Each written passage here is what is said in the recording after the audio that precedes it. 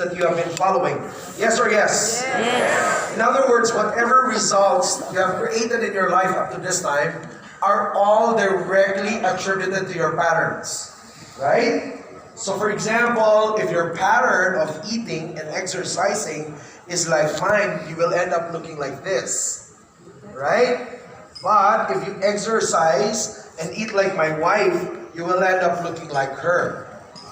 She's not around, but she will be here probably in the next few minutes.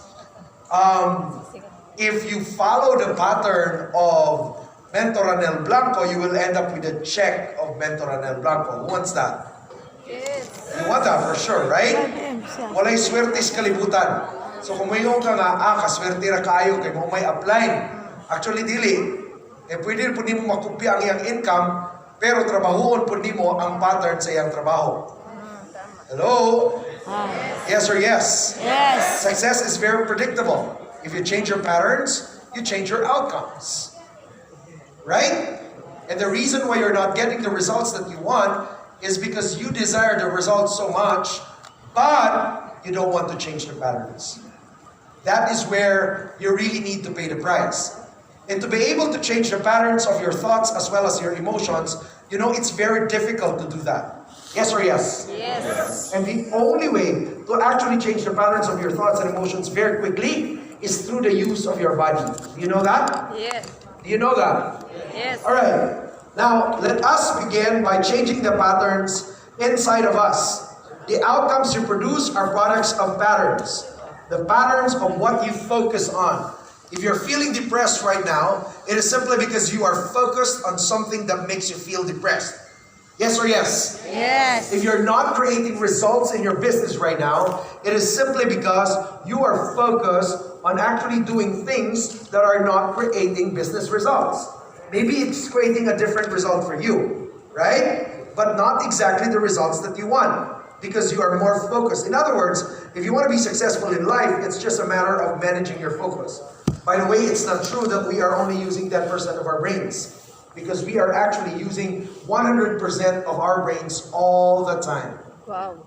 Are we here? Yes. Alam mo yun, yung magamit lang na ako ang brain for another 10%, kuyaw na yun kayo. That's not true. Because you use your brain 100% all the time. Wow. In fact, your brain is very active.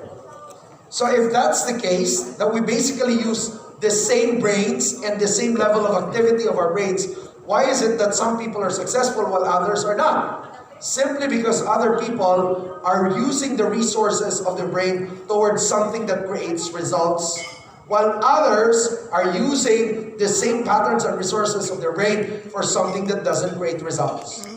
Your brain is one big goal-supporting machine. Whatever you determine to be your goal, your brain will support that. Do you know that? Yes. Do you know that? Yes. However, if you are not intentional in terms of creating that goal, your brain will think that what you are working on constantly is actually your goal. And your brain will support you for that. Are we here? So in other words, if sige na kagkatulog sa inyong balay kaya wala kay goals, your brain will think that that is your goal. Unang mas pahawdon pag yung kasi mong puto sa pahimo ni mong katapulan. Ingana po ng mga kawatan, tanan kawatan nagsugod sa kagmay kinawat, pero kay permin na nimo buhaton, you create all the wirings necessary in your brain so that you become an expert kawatan. Hello? That's why you need to be careful what kind of lifestyle you will lead because eventually you will end up an expert of that. And not all expertise can lead to happiness. A lot of you are experts at working on your gadgets while listening to a speaker. That's why you don't get to learn anything.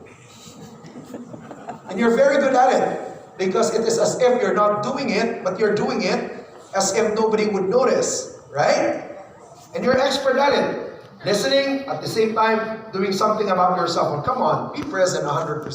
You are already here. Hello? Hi. Hello? Hi. Do you get that? Yes. What is so important about your messages that cannot wait for an hour? Come on, guys. You are already here. Yung wala pag yung number 1 kayong kulilan. Why? Because our brains are not designed for multitasking. It's impossible to multitask. Hello? It's multi-pacing. You really lose your focus at one point the moment you spend focus on another point. That's how the brain works. It will never focus on both. Never. So please do not lure a neuroscientist as if you're listening when you are actually working on your cell phones. Because I will never believe in you. Are we here? Yes. Focus. If you want to be successful, focus on the things that will make you successful. You get that? Yes. Second is you have to change your language. And that is what we did since the beginning of the session to help you change your language, change the story. And lastly tonight, I want you to be able to change your actions. It is hard to change your thoughts and your emotions, but your actions can literally influence the quality of your thoughts and your emotions. Yes or yes? Yes. If you want your brain to remain healthy, a regular exercise, it doesn't have to be strenuous exercise, is actually best for your brain. You know that? Because the primary function of our brain is not to be intelligent. But the primary function of our brain is movement. So that you will survive. Hello?